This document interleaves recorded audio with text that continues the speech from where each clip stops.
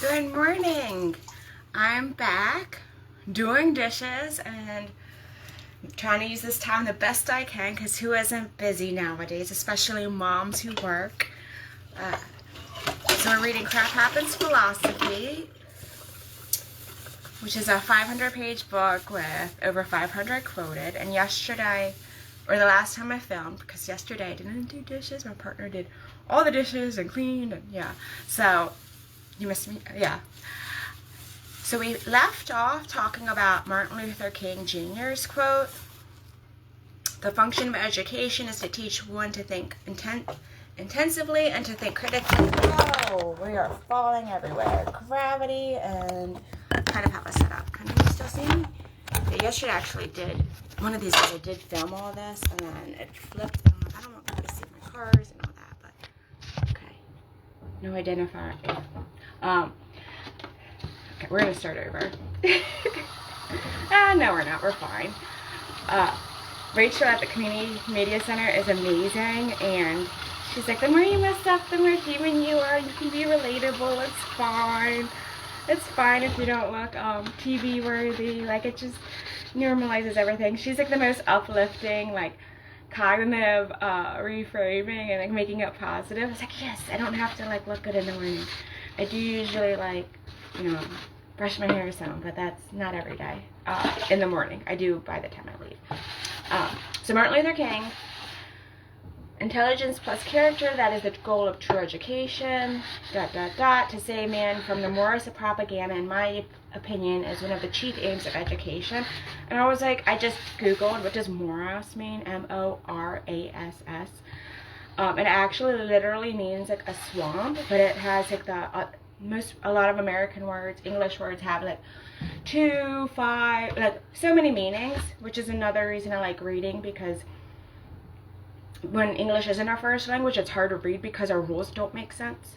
They change. So morass can mean swamp, swampland, and it also can mean like too difficult to understand. So like education can help you understand propaganda, which is news, things that circulate, and all that. And like I like talking about Socrates because he just questions everything. Well, why did they say that? What are he just digs into stereotypes or things that we think everyone says it so we believe it. He'll like question it, which is like, Socratic questioning is like a form of therapy, but when you read about the philosopher, it's cool. But so Martin Luther King was saying the morass of propaganda, which is not like, he died in 1968, but like that's before I was born, and I never heard that word.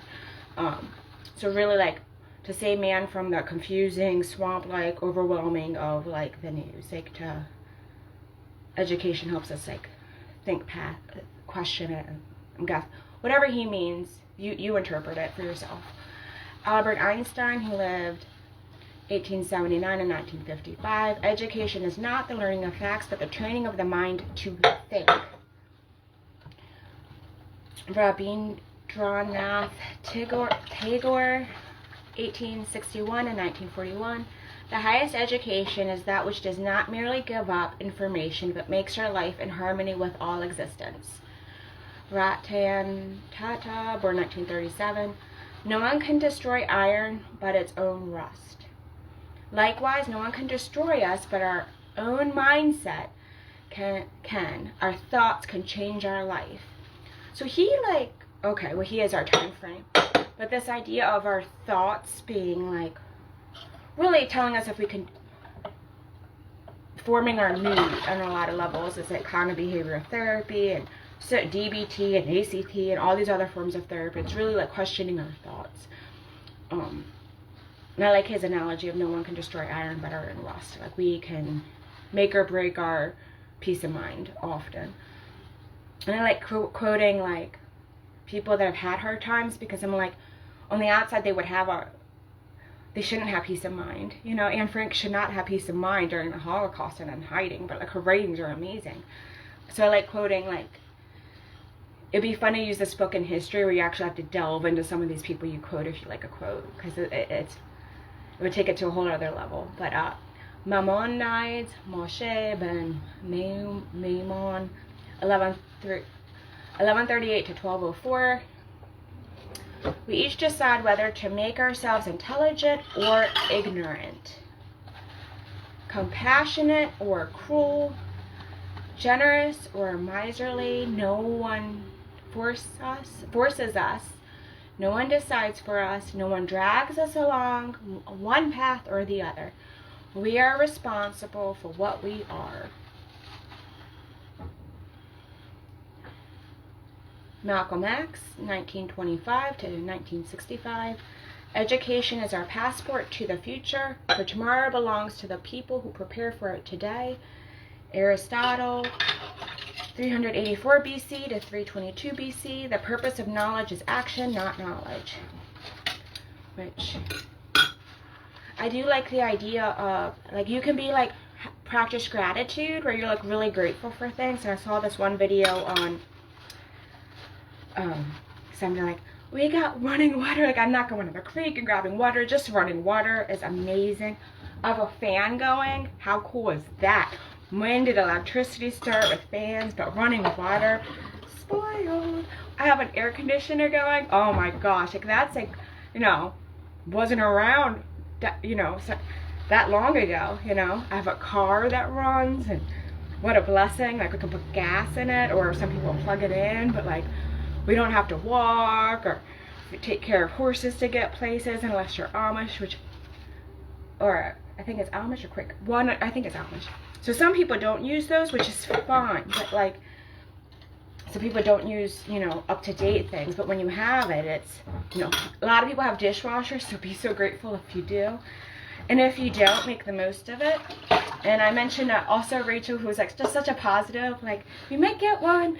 And she was like, well, then you can do it when you're doing like folding laundry, or, you know, cleaning the house. You're going to have such a clean house. Like, she's able to take it. So right now it's dishes, but we'll see. It may stay dishes, because I'm like, I don't need a dishwasher now. It's not bad. It's fun to, my bonus started like my videos, so I'm going to keep going. I don't know if they'll keep watching them, but it's enough to motivate me. So you can be grateful, or be like, oh my gosh, like, I don't have the latest car, or I don't have a dishwasher, or oh my gosh, I can't buy this or that, or like, I can't, you know, what you can't do, but like, you can focus on what you can do. Like, how cool is it, like, we can go on the internet and make videos and hopefully inspire others.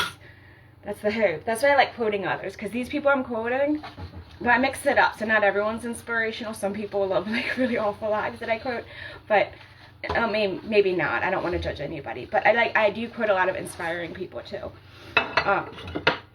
Yeah, so page 169. So basically, like, some of the education matters is like, we should also be teaching kids, like, I don't know, you get to choose to be grateful or not, like gratitude, not like, oh, I'll make a gratitude list. It could be like, you could be miserable and focus on everything you don't have, or you could be like grateful for things you do have. Like, you get to make it a choice, and each time you choose either way, those neural pathways keep going. So it's easier to do one or the other. So if you keep going gratitude, you're going to just be more grateful and happy and all that. And if you focus on the negative, you're going to get like depressed, like more likely to get depressed or anxious, or just like, you know, have negative side effects of things, like, you know. So George H.W. Bush, who's the 41st U.S. president, lived 1924 to 2018, said, think about every problem, every challenge we face. The solution to each starts with education. Corrie ten Boom in The Hiding Place. That's something I do want to read, but I've read a lot of Corrie ten Boom's like quotes. We are asking our children to carry loads that are way too heavy for them. They should not be forced as children to see and feel the world through the lens of adults. Innocence is worth protecting and worth fighting for. We need to do our part as parents and caregivers to carry certain things for them until they are old enough to bear the load. Age-appropriate education. Let kids be kids. So, right now in like our time in history, there's like a lot of like, I don't know what to say, but like heavy stuff going on. And I'm like, I don't know if like a 5-year-old or an 8-year-old really needs to know what's going on in the news. What are they going to do other than like start worrying about things other than like the next math test?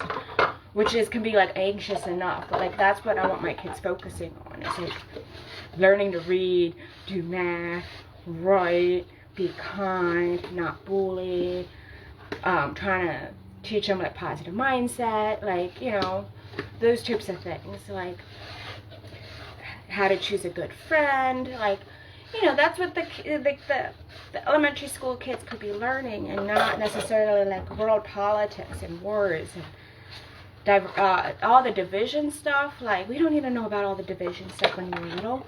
Like, you know,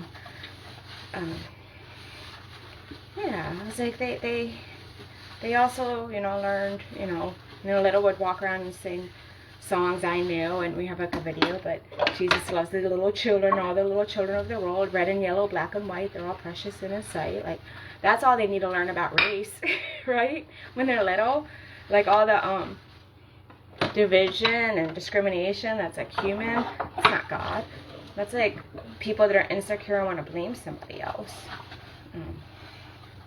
Or just ignorance, like you don't know people in all these different segments, you think, like you haven't had that connection, which is actually like the foundation of the Hosteling International movement.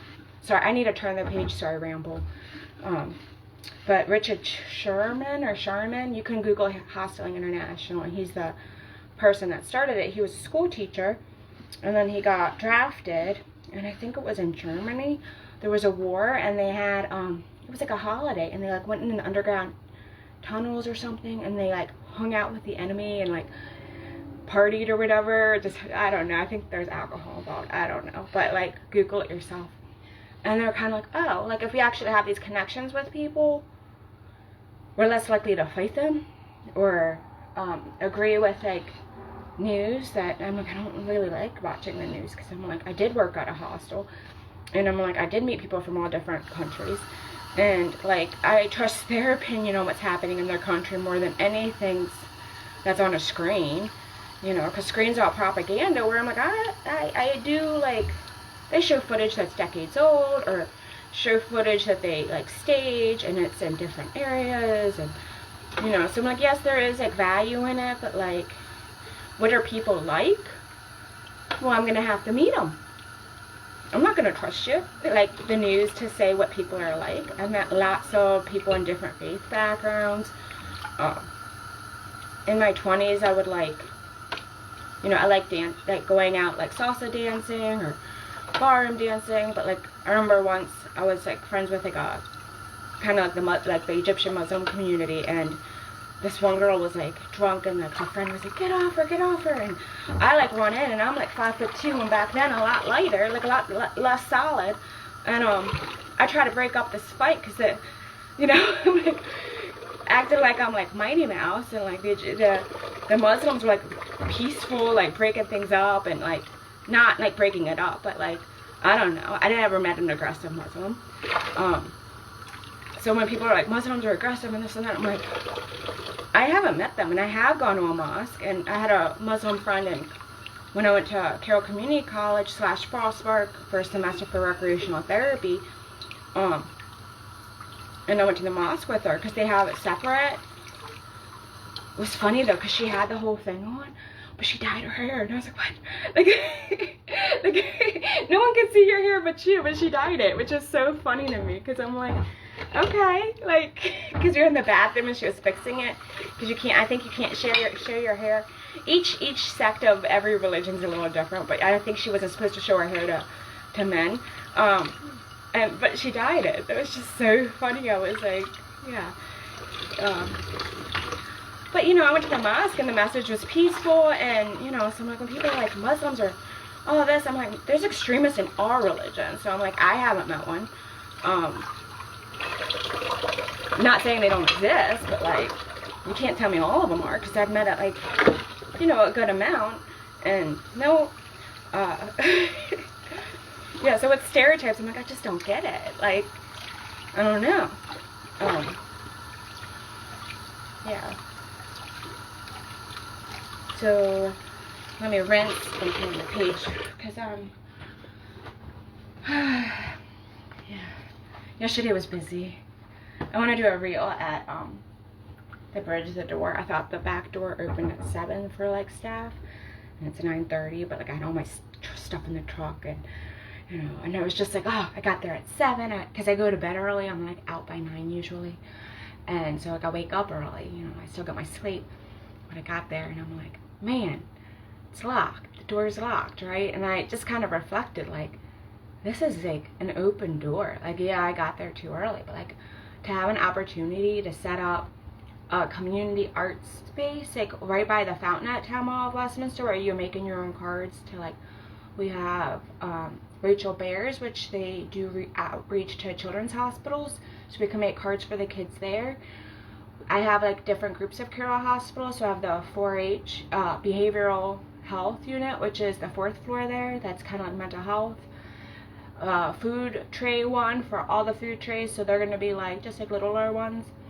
And also the hospice, so like maybe like things like that. And I think I may want to just do funeral homes too, so like positive cards for people that have experienced the loss.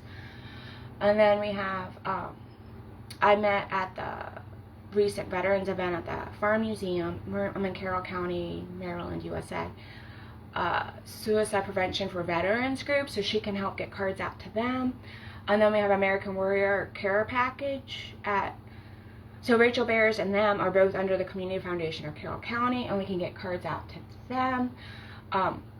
But American Care Package goes to all the active duty, so I want to also get like cards to the soldiers to bring home to their families, because that's probably like, I can't imagine not being around my kids or having their dad gone to, like that's got, like cards may make like a special connection. Oh, my daddy's thinking of us, like that's like precious, so when I make sure they have cards.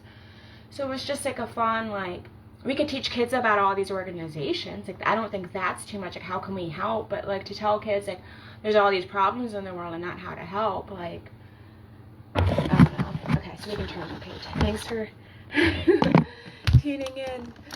Ramblings with G. I do dishes and I have wet hands sometimes, so I get stuck.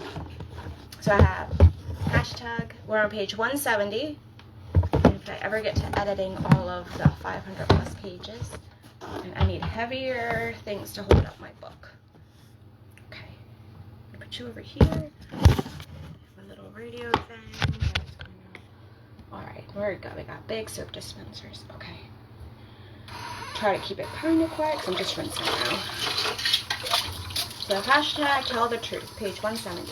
When you want, Thomas Sowell, born in 1930, and when you want to help people, you tell them the truth. When you want to help yourself, you tell them what they want to hear. Susie Chasm, stand up to hypocrisy. If you don't, hypocrites will teach. Stand up to ignorance, because if you don't, the ignorant will run to spread ignorance like a disease. I actually just shared today a quote on, like, don't correct people when they say something wrong, and I'm like, oh, please do. Like, I don't want to be ignorant. If I'm wrong on, like, what I verbally say via a word, or my message is wrong, like, please correct me. And I may not, like, yeah, English is still not, it's my only language, but I'm still not the best at it. So, Aldous Huxley, 1894 to 1963. Most ignorance is vincible ignorance. We don't know because we don't want to know. Vincible. I have to look up vincible. My guess is it's like some people just are like, I don't feel like learning, right? Johann Wolfgang von Goethe, 1749 to 1832. Ignorant men raise questions that wise men answered 1,000 years ago. That's why I love quoting books that are over 2,500 years of quotes. Martin Luther King Jr., 1929 and 1968. Nothing in all the world is more dangerous than sincere ignorance and conscientious stupidity. So I'm trying not to be that, but that's why I like correction. But there's definitely, we live in such a neat, interesting culture. People will watch like a 1-minute clip and like think it's accurate, and I'm like, do you even know if that clip is filming and doing what they reported?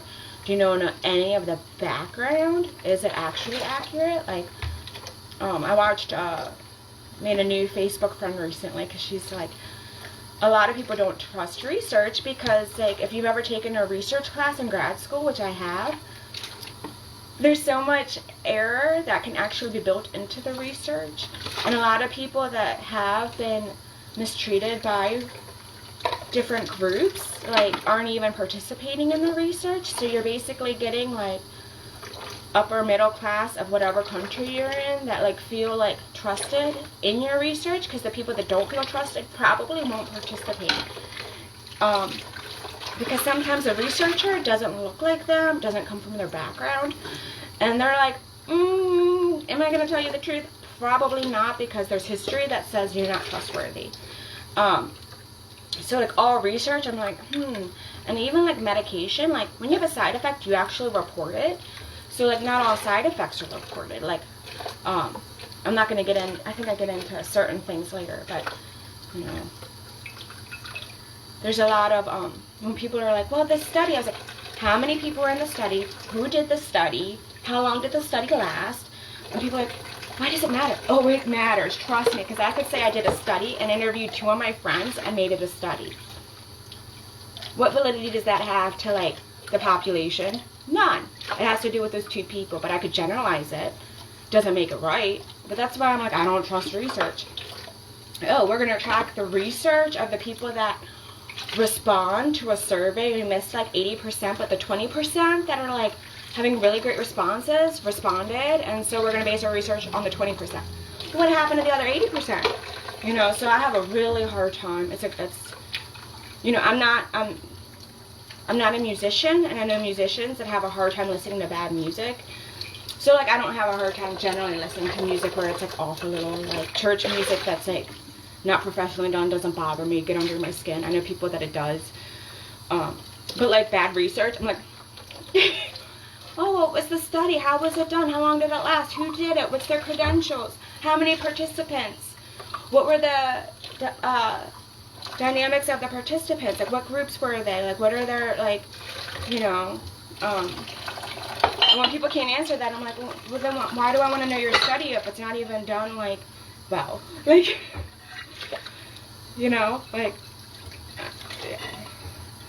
it's like, yeah, but, there's a lot of ignorant, well, this vaccine, or this test, or this therapeutic skill, or this or that, and like, how was it done? How long was it researched? Like, and, you know, people can't answer that, and just kind of like, I don't even want to talk about it, because I'm like, if you can't answer those questions, like,